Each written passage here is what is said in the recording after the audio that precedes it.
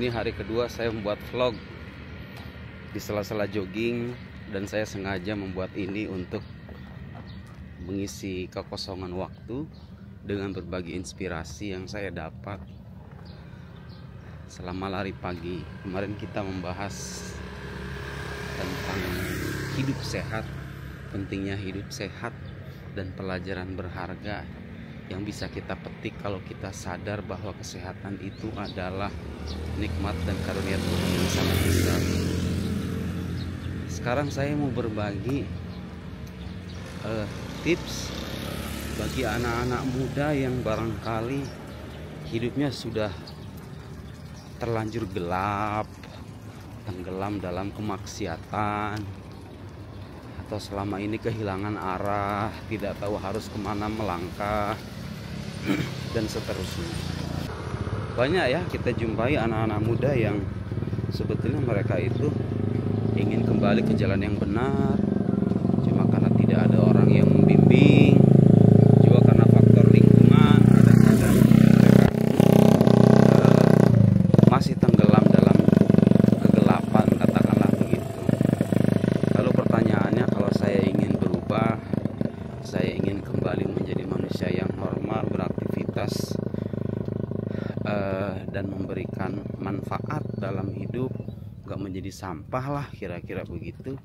Apa langkah pertama yang harus saya lakukan? Pertama begini saudara, orang itu bisa menjalani hidup dengan baik kalau dia punya hubungan baik dengan pemberi kehidupan itu sendiri. Itu kata kuncinya sebetulnya. Jadi kalau Anda berharap ingin mendapatkan hidup yang lebih baik, kunci utamanya adalah membangun hubungan yang baik dengan Tuhan yang telah memberi kita hidup. Gimana dong caranya? Saya udah berlumuran maksiat, hidup saya udah gelap, udah makan uang haram dan seterusnya. Tidak ada kata terlambat untuk bertobat. Dalam hadis itu bahkan disebutkan kalau dosa kita itu taubalagat dulu buka ananas sama, kalau seandainya dosa-dosamu itu menjulang tinggi ke langit, tumastaghfartani, kemudian engkau meminta ampun kepadaku, kata Allah, ghafartulak, aku akan ampuni kamu. Innaka ma rajautani wa da'autani ghafartulaka ala ma kana minka wala ubali. Selama engkau itu berharap dan berdoa kepadaku, selama berdoa dan berharap. Lihat bagaimana kalau kita mau kembali ke jalan yang benar, harapan kepada Tuhan tuh harus dibuka, bahwa Tuhan tuh pasti mengampuni saya karena pertobatan saya juga jujur. Selama engkau berharap dan berdoa kepadaku, kata Allah, aku akan ampuni dosa kamu. Kembalilah ke jalan yang benar dengan pertobatan. Kalau dulunya suka ninggalin sholat, yang mulai sholat. Itu sholat yang paling penting sebetulnya. Salah satu ibadah dalam Islam yang aturannya sangat ketat. Dalam keadaan sakit sekalipun itu tidak menjadi uzur untuk meninggalkan sholat. Walau kita terbaring di atas ranjang, tangan gak bisa bergerak, kaki lumpuh, sholat itu tetap wajib selama masih ada nyawa, selama akal kita masih sehat. Jadi luar biasa. Kalau orang sholat, tapi kan ada orang sholat hidupnya sama-sama melarat juga. Boleh jadi ada masalah dengan sholatnya, boleh jadi juga dia sudah benar dalam sholat, dalam ibadah, tapi Tuhan memberinya ujian.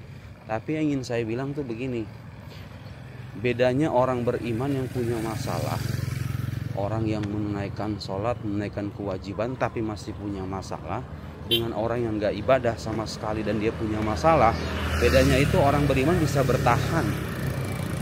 Jadi iman, kekokohan iman yang dia miliki itu bisa membuat dia semakin kuat gitu. Dan memang harus dikoreksi ya. Tidak berarti kalau orang itu kembali ke jalan yang benar, bertobat, sholat, otomatis masalah hidupnya hilang semua. Enggak juga. Tapi yang menjadi bekal penting itu adalah kita punya kekuatan mental. Kita bisa bertahan. Kita bisa menghadapi masalah seberat apapun dengan dada yang lapang. Karena kita punya harapan besar kepada Tuhan. Iman itu penting untuk memperkokoh mental kita dalam menghadapi masalah, bukan untuk menghilangkan masalah sebetulnya. Itu yang kadang-kadang disalahkan ke sebagian. Sholatlah, kalau bisa sholatnya berjamaah. Pernah dulu ada seorang driver, saya ajak ngobrol. Waktu itu saya habis pulang isi pengajian, dia kemudian saya ajak sholat ke masjid. Terus saya tanya, ayo mas sholat. Nanti aja Pak Ustadz. Oh kenapa nanti? Sampai non muslim. Oh, dia sambil senyum-senyum. Tapi nggak saya paksa, saya langsung masuk ke masjid. Selesai saya sholat dari masjid, kemudian saya masuk lagi ke mobil. Saya tanya, mas beneran non muslim? Terus lama kemudian dia menjawab, oh sebenarnya saya muslim Ustaz. Oh muslim, terus kenapa tadi gak ikut sholat sama saya? Terus dia bilang, sebenarnya saya masih dalam keadaan berhadas Pak Ustaz, masih dalam keadaan junub, belum mandi besar. Oh begitu, kan tadi ada kamar mandi kata saya. Di dalam masjid kan kamar mandinya juga enak, kenapa nggak mandi sekalian? Oh dia bicara begini begitu. Kemudian kita berbagi cerita. Saya sedikit menyelipkan nasihat juga, bahwa saya bilang, mas ingin gak rezekinya dikasih kemudahan, dikasih keberkahan? Ingin Pak Ustaz. Nah, saya kasih tahu, kalau pengen rezeki itu mudah, ya harus didatangi juga yang ngasih rezekinya. Kalau kita yakin rezeki itu berasal dari Allah, ya kita harus punya hubungan yang baik dengan Gusti Allah. Ya, sholat itu salah satu kuncinya, bahkan itu kunci yang paling penting sebenarnya. Kalau orang sholatnya baik, kan begitu, yang dihisab nanti di alam akhirat kan pertama kali itu sholat. Kalau sholatnya baik, ya amalannya baik. Jadi sholat ini kunci kehidupan, kunci kebahagiaan hidup di dunia maupun di alam sana gitu loh. Ya bagi orang-orang yang ingin betul-betul kembali ke jalan yang benar, itu kunci pertama, langkah pertama, sholat. Kalau hubungan kita dengan Gusti Allah baik, ya apa ya Allah juga melantarkan kita. Saya sering kasih permisalan, kalau kita jadi karyawan, terus kita menampilkan kesungguhan di hadapan atasan, ketekunan, kesungguhan, komitmen, kesetiaan, keuletan, gitu ya, tepat waktu dan lain-lain.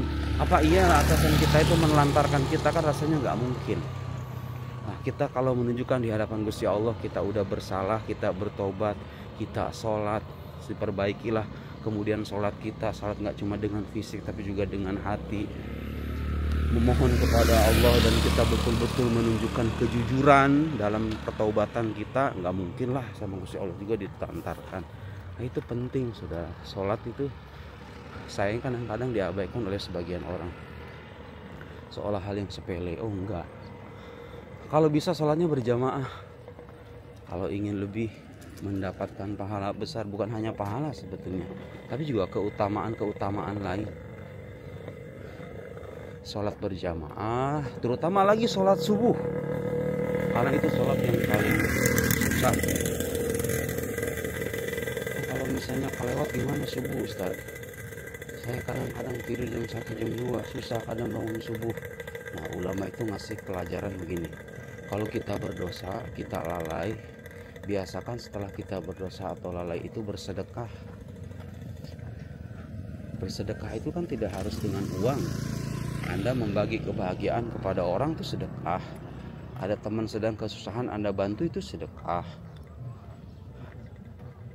Anda punya orang tua butuh bantuan, Anda membantu, itu sedekah gitu loh.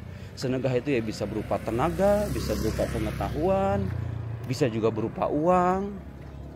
Ya kalau bisa, kalau punya uang dengan uang. Enggak ada manusia yang maksum dari dosa. Nah itu di antara nasihat yang dikasih oleh para ulama kalau kita berdosa. Supaya apa katanya? Supaya pahala itu menghapuskan dosa yang kita lakukan itu. Karena ada ayat dalam Al-Quran, innal hasanat yudhibnas sayyi'at, sesungguhnya kebaikan-kebaikan itu bisa menghapuskan keburukan.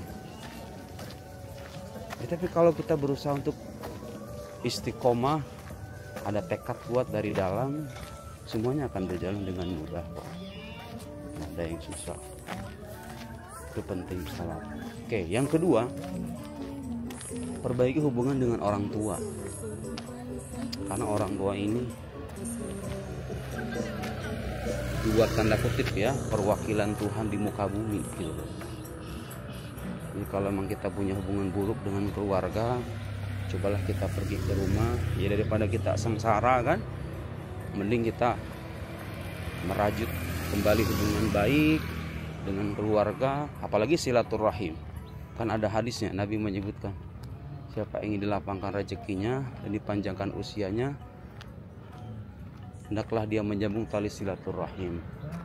Nah, itu diantara kunci-kunci yang Nabi kasih. Perbaiki hubungan dengan keluarga, dengan orang tua terutama. Selebihnya perbanyaklah amal soleh, amal-amal sunnah ya, sholat duha, sholat tahajud. Kalau tahajud mungkin berat ya, kayak duha sih. Kalau duha sih rasanya ringan-ringan aja, 2 rakaat, 4 rakaat. Itu terlihat bagi sebagian orang mungkin sepele, tapi kalau saya melihat itu sebagai salah satu kunci untuk memperbaiki. Selebihnya baru ya soal bagaimana membangun kedisiplinan, bagaimana membulatkan kembali tekad untuk memperbaiki hidup, ya itu tetap penting. Kita membuka usaha kalau memang kita perlu penghasilan tambahan. Kalau Anda sebagai mahasiswa ya kembali belajar dengan tekun gitu dan seterusnya. Kemudian hal lain saudara yang tidak kalah penting itu, kalau orang ingin memperbaiki hidup harus bisa menambah pengetahuan dan skill. Kita itu mencari peluang apa yang bisa kita lakukan, dan sebelum kita action itu kita harus membekali kita dengan kemampuan gitu loh. Kemampuan apa saja sekarang kan sudah banyak keahlian itu bisa dipelajari secara otodidak ya, dengan adanya internet, dengan adanya YouTube. Mau jadi fotografer bisa lewat YouTube, mau bisa bahasa asing bisa lewat YouTube, mau bisa editing video bisa lewat YouTube, baca buku, mengakses informasi. Nah, ini penting. Orang tuh bernilai dengan apa yang dia mampu gitu loh. Semakin banyak kemampuan yang Anda dapat, yang Anda akan semakin bernilai. Jadi kalau kita merasa bingung mau ngapain, itu harus ditanyakan, ya kamu bisa apa? Saya ini bisa apa? Kalau tidak bisa ini, tidak bisa itu, ya cari peluang. Kursus kah? Mantengin video apakah supaya punya keahlian gitu loh. Pernah itu ada anak muda, saya pernah diundang ke satu perusahaan minyak wangi. Orangnya itu seorang anak muda luar biasa itu. Usianya sekitar 24 tahun. Mungkin dia nonton video ini. Itu dia bilang, lulus dari pondok saya nggak kuliah Ustadz, tapi saya mengurung diri saya selama 2 bulan di dalam rumah untuk mempelajari dunia marketing. Dia bilang, wah, dia pelajari semuanya, dia kulik-kulik secara otodidak dari YouTube gitu loh. Hasilnya kemudian karena ada kesungguhan itu gitu loh, oh dia punya perusahaan minyak wangi, karyawannya mungkin sekitar 200-an gitu ya. Perusahaan besar, bermula dari kemauan yang besar gitu loh. Susah kalau orang nggak punya kemauan itu ya nggak akan memberikan perubahan yang signifikan. Nah, ada kemauan, ada pengetahuan, ada keberanian, ditambah hubungan baik dengan Tuhan, yaitu aja sebetulnya kuncinya. Kalau hubungan kita dengan Tuhan sudah baik, sholat kita tunaikan, kemudian segala upaya kita tempuh, membekali diri kita dengan skill, dengan pengetahuan, dan seterusnya, yakinlah hidup Anda akan berubah. Itu nasihat yang sebetulnya mungkin sebagian orang tahu, tapi kadang-kadang kita perlu saling mengingatkan. Ya, itu beberapa tips yang bisa saya bagikan pada pagi hari ini. Mudah-mudahan bermanfaat. Kalau ada pertanyaan, dan ini pertanyaan beberapa kali saya jumpai kalau ngisi pengajian, minta amalan. Ada orang-orang yang minta amalan. Udah pokoknya kalau urusan amalan, wiridan itu, amalan yang paling banyak itu membaca sholawat sama Nabi. Perbanyak baca sholawat, luar biasa itu. Dicoba ya. sholat sudah kita tunaikan dengan baik, amalan sunnah juga kita tambah, ya kan, sholat duha, apalagi kalau bisa sholat tahajud, kemudian ya membekali diri dengan skill, kemampuan belajar, membaca buku dan seterusnya. Rajin banyak baca salawat. Subhanallah. Saya hakul yakin itu hidup Anda akan berubah. Hidup Anda akan berubah. Tapi perubahan itu dimulai dari kemauan dan kesadaran. Kita ini sebetulnya sebagai orang beragama sudah dikasih kesempatan sama Allah untuk beraktivitas secara rutin. Dalam sholat itu kan kita pagi-pagi udah disuruh bangun tuh, kemudian sholat 2 rakaat. Selesai sholat 2 rakaat itu ada anjuran untuk berzikir sampai matahari terbit, ya kan? Matahari terbit sampai syuruk tuh, sampai syuruk 15 menit setelah matahari terbit sholat sunnah 2 rakaat yang pahalanya kata Nabi setara dengan umroh, ya kan? Nah setelah itu mungkin istirahat sebentar, sholat duha. Duha kalau emang nggak ada kerjaan 12 rakaat. Nah, duha kemudian ya sekali mungkin ngerjain apa gitu, istirahat, bangun jam 12 udah wajib sholat zuhur. Nggak ada kerjaan bisa ditambah tuh sholat sunnahnya 4 rakaat sebelum, 4 rakaat setelah. Padat sebenarnya mah kegiatan kita itu kalau ada kemauan. Selesai zuhur yang ngaji Quran misalnya, selesai ngaji Quran istirahat sebentar udah ada asar suruh sholat lagi, ada sholat qobliyah, ada wiridan. Kalau misalnya kita baca wiridan asar, kita itu perbanyak baca sholawat kah kalau nggak punya wiridan khusus. Selesai asar kita olahraga apa, main bola atau apa, udah maghrib udah ada kerjaan lagi tuh, sholat. Selesai sholat maghrib ngaji Quran lagi, habis isya. Minimal kan kalau orang misalnya pernah mondok dia bisa ngajar ngaji, ya kan, ngajar ngaji misalnya. Selesai ngajar ngaji, sholat isya ada sholat sunnah qobliyah, ba'diyah, ada sholat witir, ya malam ada sholat tahajud. Jadi sebenarnya agama sendiri sejak awal kalau kita patuhi itu sudah memberikan pekerjaan yang banyak gitu loh. Nah siapa tahu kalau kita memperbaiki sholat, memperbaiki jadwal dan rutinitas kita sehari-hari, siapa tahu dari sana terbuka jalan. Pokoknya yakin kalau orang punya hubungan baik dengan Tuhan, mustahil hidupnya ditelantarkan.